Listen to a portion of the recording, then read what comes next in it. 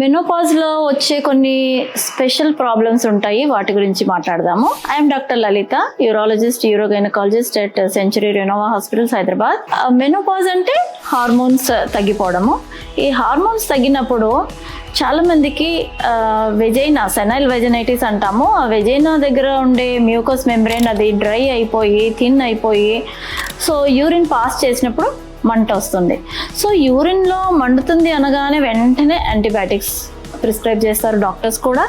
అలా repeated course of antibiotics తీసుకున్న తర్వాత అప్పుడు అర్థమవుతుంది ఇది యూరిన్ ఇన్ఫెక్షన్ కాదు, ఈ వెజైనల్ అట్రోఫీ వల్ల, అంటే హార్మోన్స్ తగ్గినప్పుడు ఆ వెజైనల్ వాల్ థిన్ అవుట్ అవ్వడం వల్ల యూరిన్ నార్మల్గా అసిడిక్ ఉంటుంది. ఆ అసిడిక్ యూరిన్ అక్కడ టచ్ అయినప్పుడు మంట ఉంటుంది.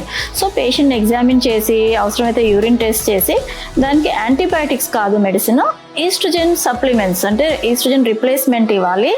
లోకల్ ఈస్ట్రోజన్ ఆయింట్మెంట్స్ ఉంటాయి, వెజైనల్ ఆయింట్మెంట్స్, దాని ద్వారా చాలా మందికి ఈ ప్రాబ్లం తగ్గుతుంది. అంతేకాకుండా ఈ ఈస్ట్రోజన్ హార్మోన్ వల్ల, అంటే అవసరమైనప్పుడు, when the women has repeated infections, recurrent urinary tract infection ఈ మెనోపాజల్ ఉమెన్లో చాలా కామన్గా వస్తుంటుంది. వాళ్ళకు యాంటీబయాటిక్స్తో పాటు ఈస్ట్రోజన్ రిప్లేస్మెంట్ ఇవ్వడం ద్వారా యూరిన్ ఇన్ఫెక్షన్ ఛాన్సెస్ తక్కువతాయి.